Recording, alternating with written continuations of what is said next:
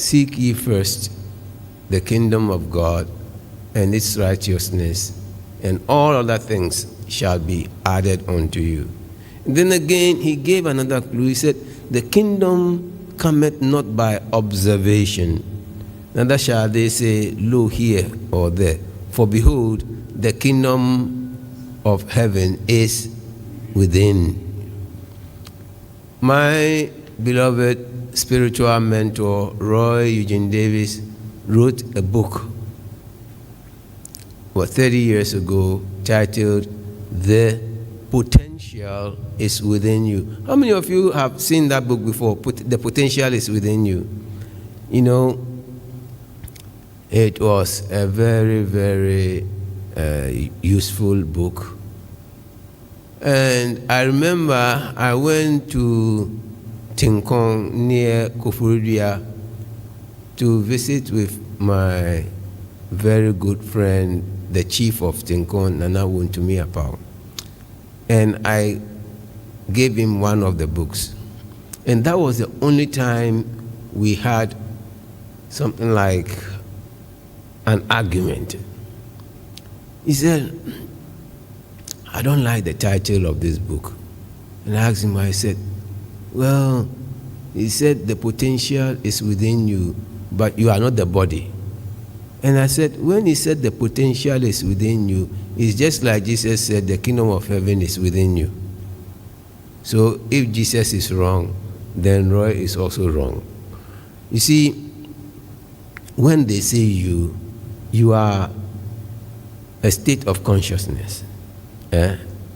And in that state of consciousness, in whatever state of consciousness you are, you embody that and you express that. And the highest state of consciousness is the spiritual state. Now, then we hear, beloved, I wish above all things that thou mayest prosper and be in health, even as your soul prospered. You know, you can be very prosperous outwardly and be spiritually, we'll say, dead or what. And you find that even though you have all the money, all the material resources, there is really something lacking. And you find out that if you are spiritually healthy, all other things flow. All other things flow. And so when Jesus said, seek ye first the kingdom of God and its righteousness, and all other things shall be added unto you, what he was saying was, seek ye first the state of spirit. The state of spirit. You know, God is a spirit, right? And so a kingdom is a state. And God is spirit. So seek first the state of spirit. And then its righteousness. Right thinking, right feelings, and right actions. And when these are all in alignment, you attract to yourself every needed thing that needs to be attracted. And all other things shall be added unto you. So today we are going to explore our inner state of spirit and how to think and feel and act appropriately so that our lives may be of fulfillment, may be grounded in fulfillment. You see, I remember when I first came to Accra to teach this science, I visited with so many people who have written to CSA in Lakeland that they had groups here. They had study groups here and they were learning. But when I went to visit them, You see, I didn't just go to see their physical body, so I wanted to see what they were about. And almost all of them, bar none, what they were doing was they were pretending to be meditating, but they had books of DeLoreans. That DeLoreans man was a magician.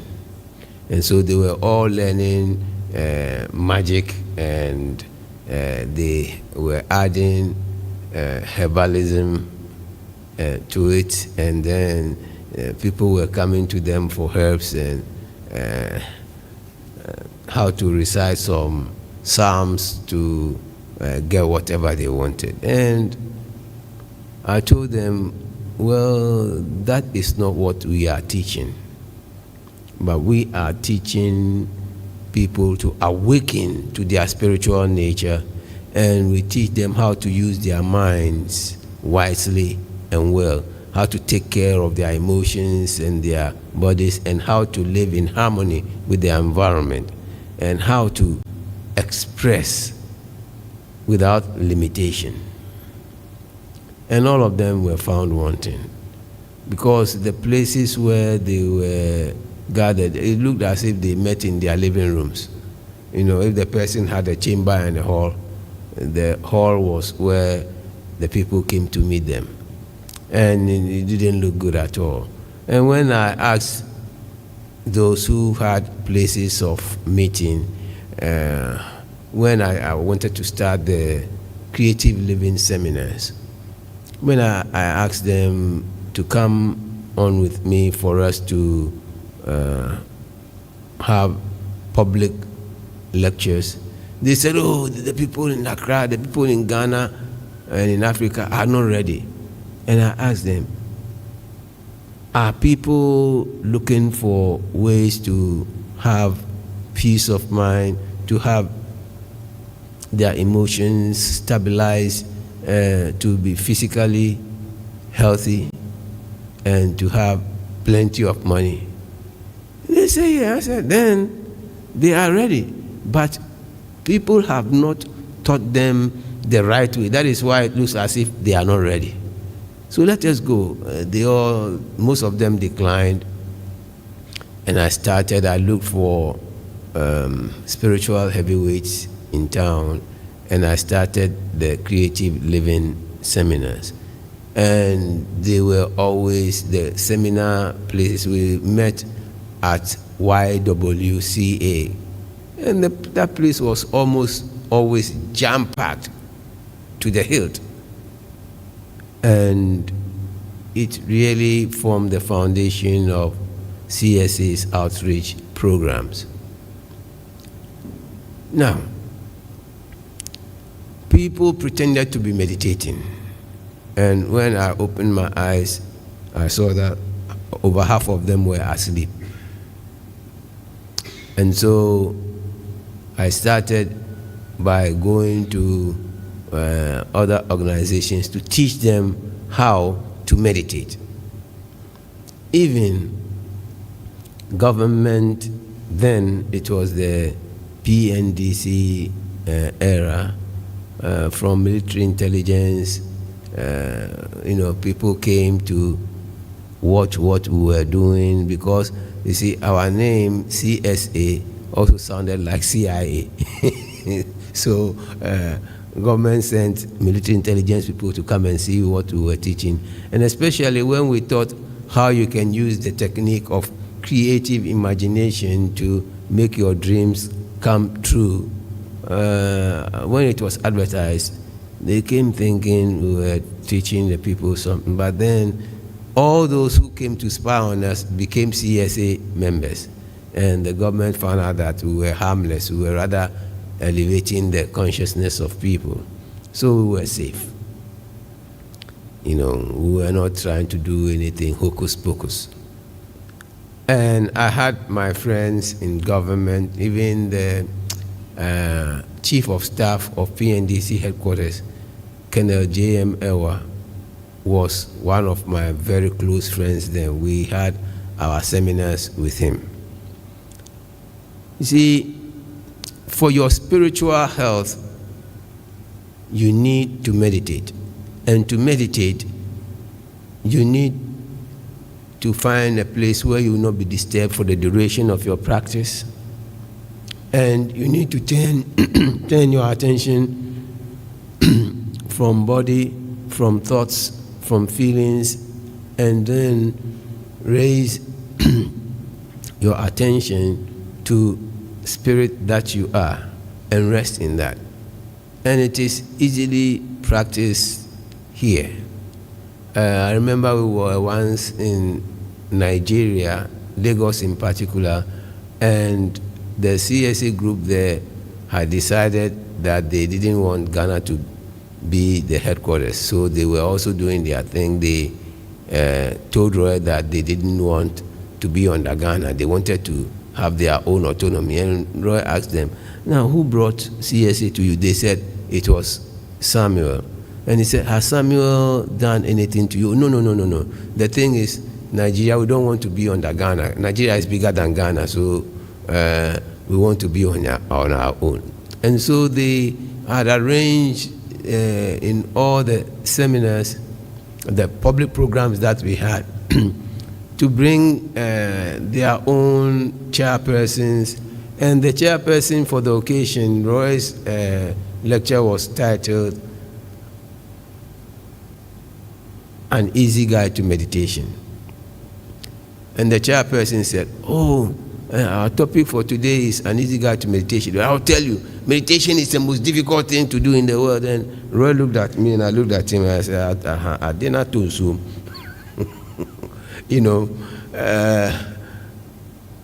The chairperson had killed the topic before Roy started. And so Roy started and said, well, after about 30 minutes that I've spoken with you, you will find out yourself whether meditation is the most difficult thing or it's one of the easiest things to practice. And after the lesson, the lecture, the people themselves found out that the topic was correct. An easy guide to meditation. Meditation, as we teach it, has nothing to do with trying to contact beings in the astral realm, trying to contact entities from outer space, trying to contact entities from Tibet or whatever. Meditation, as we teach it, simply is a natural process we use to allow our physical bodies to relax, to calm the mind, to allow the emotions to settle, so that we may rest in our original nature as spiritual beings. That is what meditation is. Anything besides that is not meditation. You know, in the Bible it is written, be still and know that I am God. Now, when you hear be still and know that I am God, how do you become still? And how do you know? You understand? So you have to find a natural process to relax the body, to clear the mind, allow the feelings to settle down, and then, like a pool, when the pool is calm, you can see the entire image of the moon or the sun in it. See? But when the pool is restless, the image is fragmented. And when our mind is restless, we see everyone as different. But when the mind is calm, we see everyone as one from that center. Now, the mind is the medium between spirit and nature. It is the working station or the manufacturing station of spirit. That is where spirit creates ideas and feelings to allow things to manifest and to find a way to turn within. When our mind is creative and healthy, is whole and creative, we are able to think and express abundance in our lives. But when our minds are confused and we think negatively, we feel bound. We feel as if we are bound. We believe in witchcraft. We believe in a lot of nonsense, thinking that some people have taken over our mental capacities, and that is why we are not prospering. You see, people may try, but in this world, you are responsible for whatever happens in your life. You either cause it or you allow it. And if you cause it, why are you causing it? And if you are allowing it, why are you allowing it? And so you have to find the truth about your mind and how to use your mind creatively. Then you need to have emotional harmony and serenity. You see, emotions, from what is there, is energies in motion. You know, when you think, it sends out an electrical particle into space, and when it hits the atmosphere or the ether, it comes back, and your heart or your feeling, your emotion begins, and then lets it spread throughout the body. And so your mind is an electromagnetic field in which impressions are stored. It has the ability to receive thoughts, to send out thoughts, and to process them. Now, when you think positively and your heart is receptive, you find out that positive things are attracted to you. When you think negatively, negativity is also attracted to you. The Master Jesus once said that if a demon leaves a person, he goes out looking for a place, and if he cannot find a place, he comes back with so many other ones to lodge in there. You see, when they say a demon, it's a negative thought, because a negative thought can manifest so many illusions in your mind which will amaze you, especially when you are not aware of what you are. Look, you see, you go to a lot of churches and they have people who, they say they are possessed by the spirit, but they think so negatively. And you go to places like cinemas where people go to church, they have church. But in the cinemas, every night, they are showing films with negative stuff. And so when you go there, the atmosphere is filled with negativity. And you go there and you imbibe the negativity, and then it starts to worry you. You come to this temple every day, and anytime you enter here, it feels like you are hit with some serenity. There's some peace here.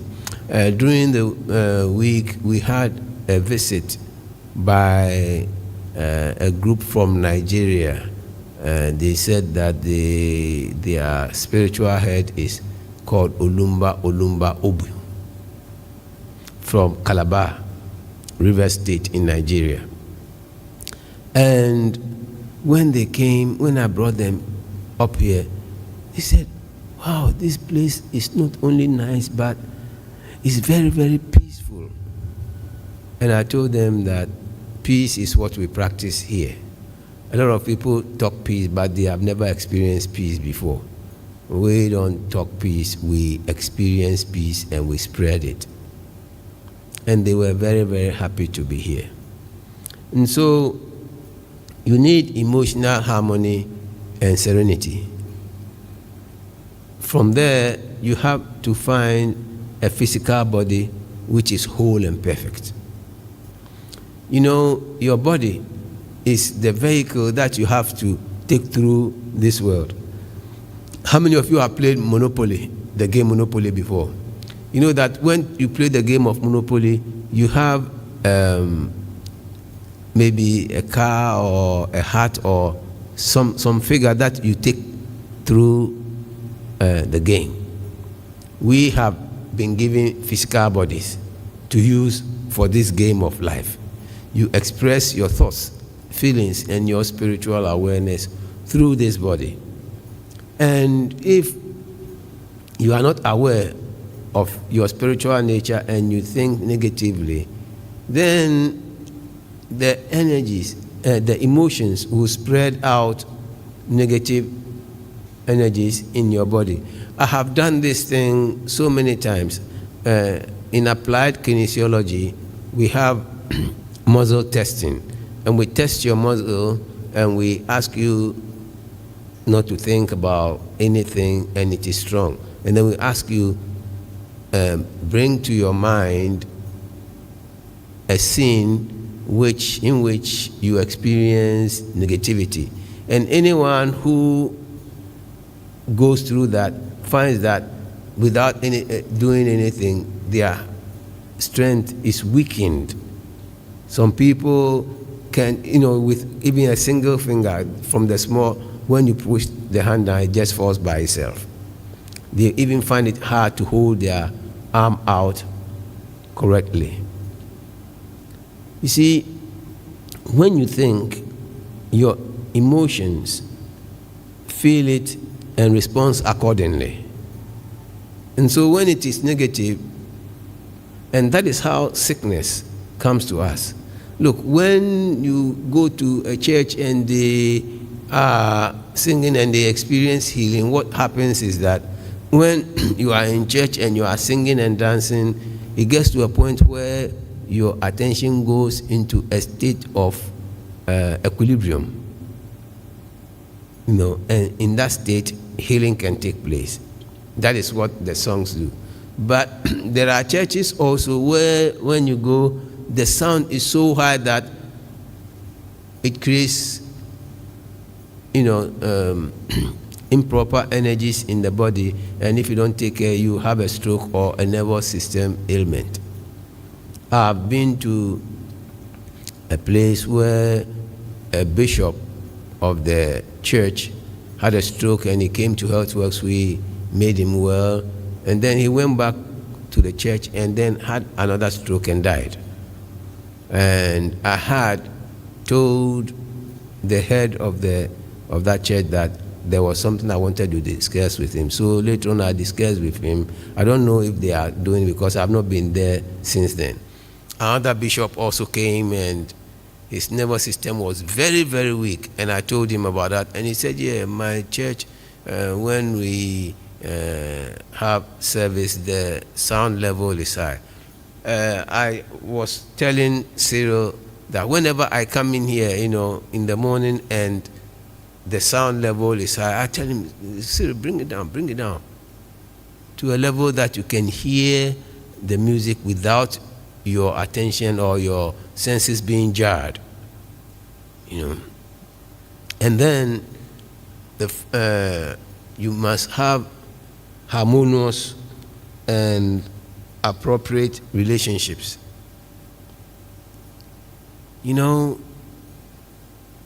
If you know that God is all there is, you must know that God is expressing as everyone. If you are the only spiritually aware person in the world, would you be, happy that all your other brothers and sisters are not aware as you are? That is why spiritual teachers come to share their awareness with others. You know, in India, they have a greeting which they call Namaste. Namaste means I behold the presence of God in you and I bow to that. If in your actions, in your relationship with everyone, you are open, when they say love your neighbor as yourself, is to recognize the same one in here as the same one out there. You know, in Akan, we call my sibling Minueni, but we have adulterated it and we say Minuya. Minuya is not in the Tree language. Minueni, like our towns here. We have this place.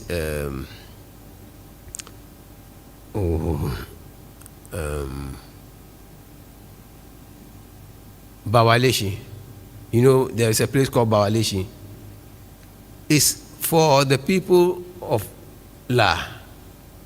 And we have a street just here, the main street where the Trotro station is.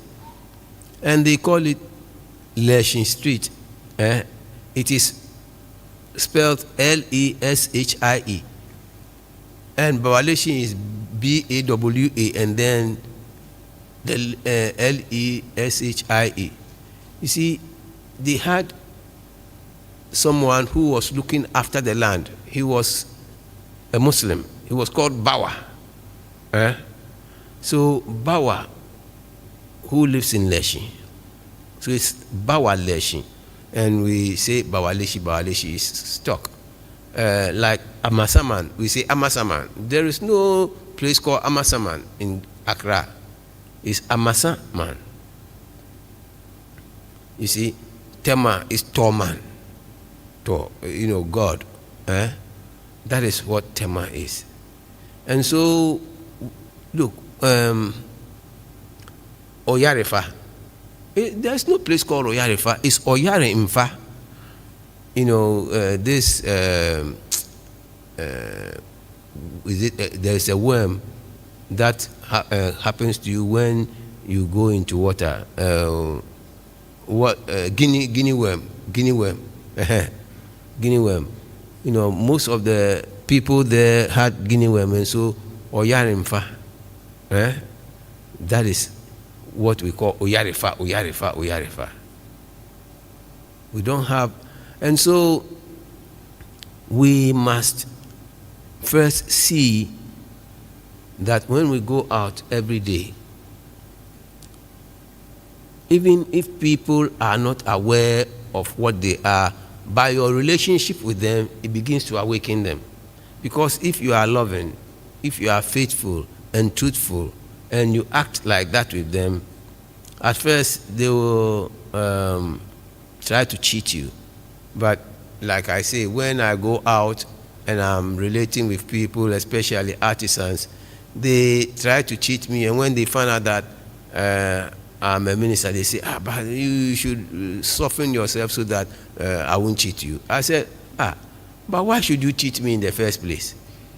You know, I've come to you, I've lowered myself, I am relating appropriately with you, and all that you are thinking about is to cheat me because I'm being kind. No, I won't allow you to cheat me. So when you come, I'll be nice with you, but for cheating, no. You know. And in China, I was in China with Isaac. We went to a place where a person was selling fruits.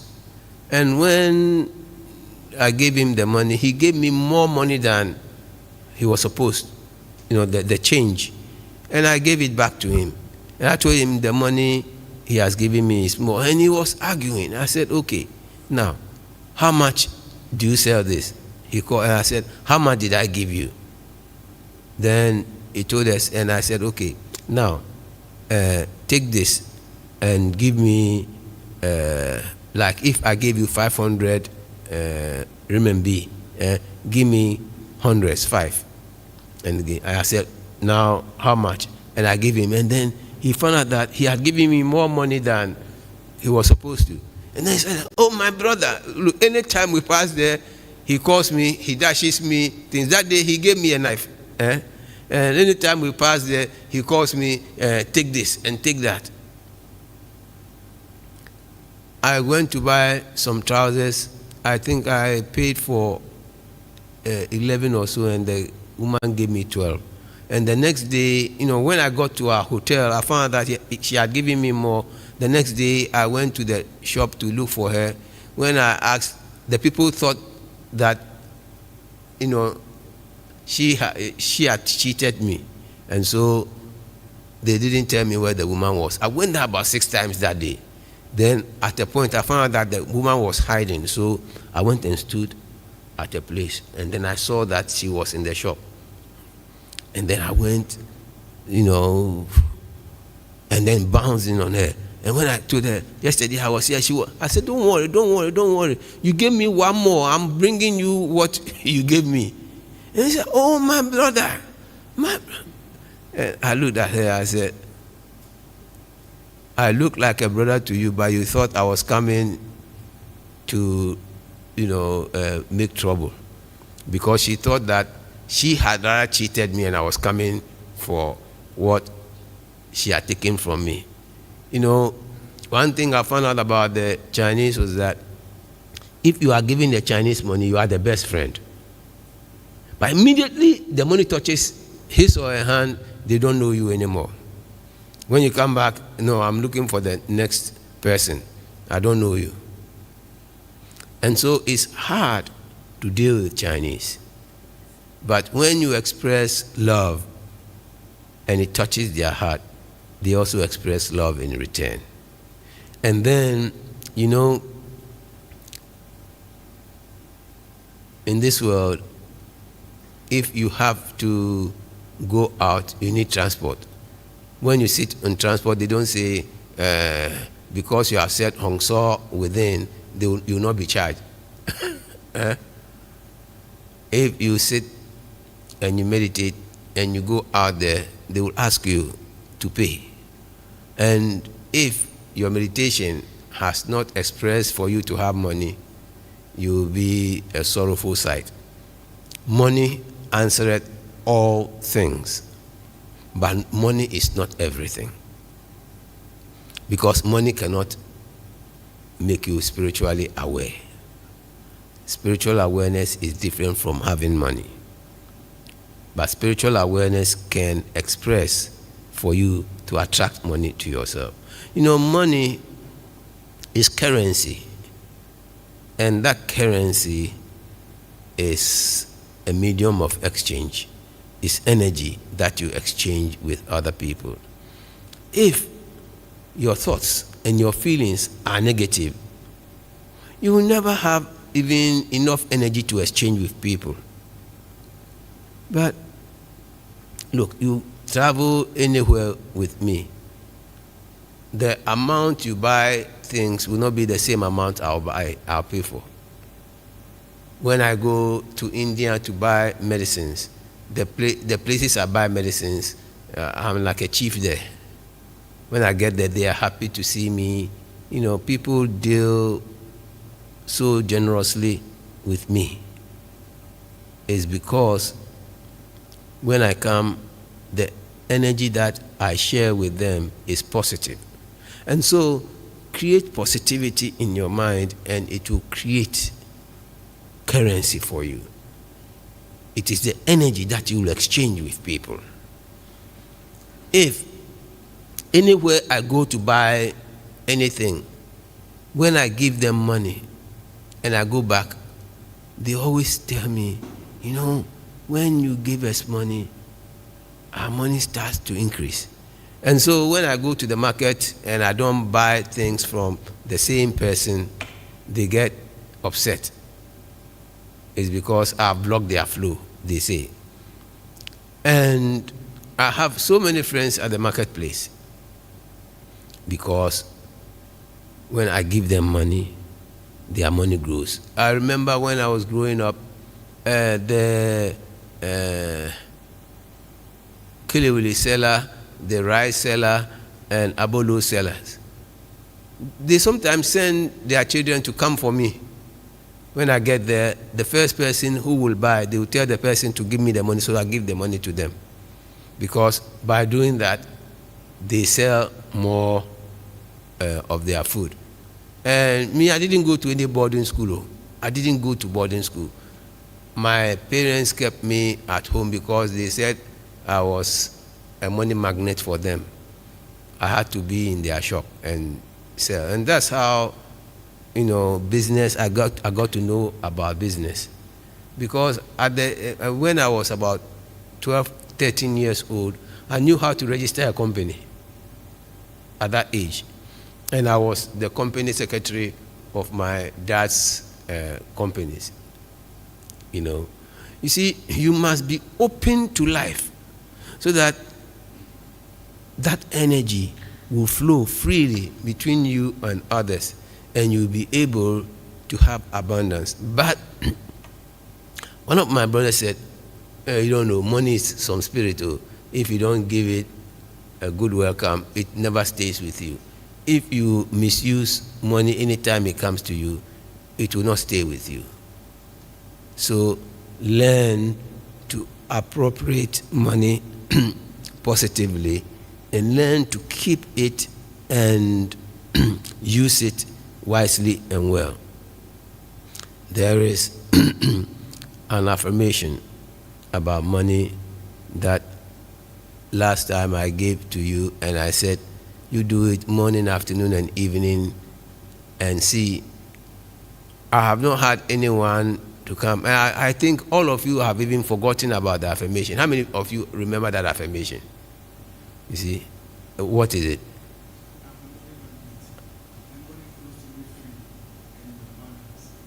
Abundantly.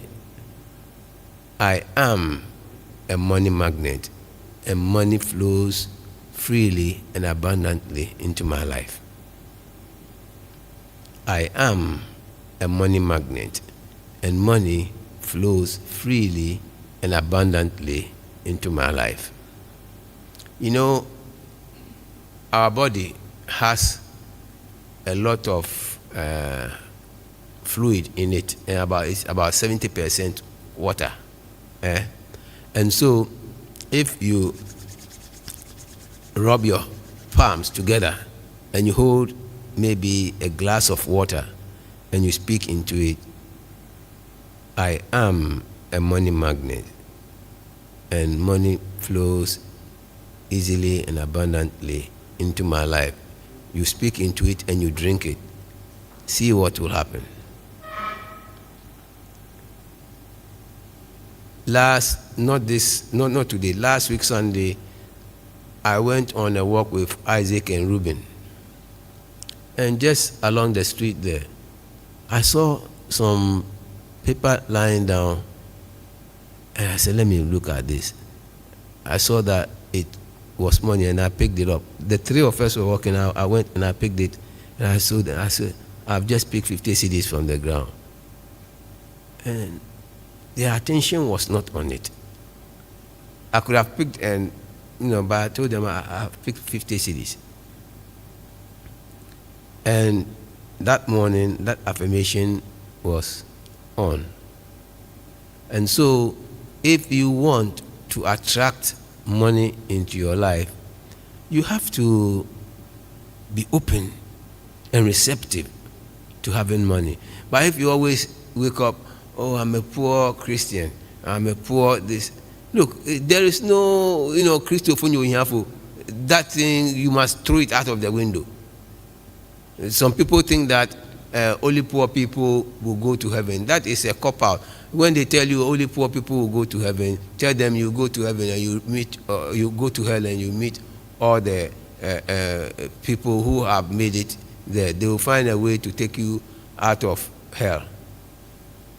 If you can get out of hell here, on this planet, and you think you can get out of hell in heaven, then you are lying to yourself.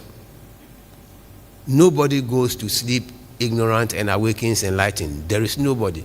Apraku said God told him, Apraku, my daughter, How can God make such a grammatical error?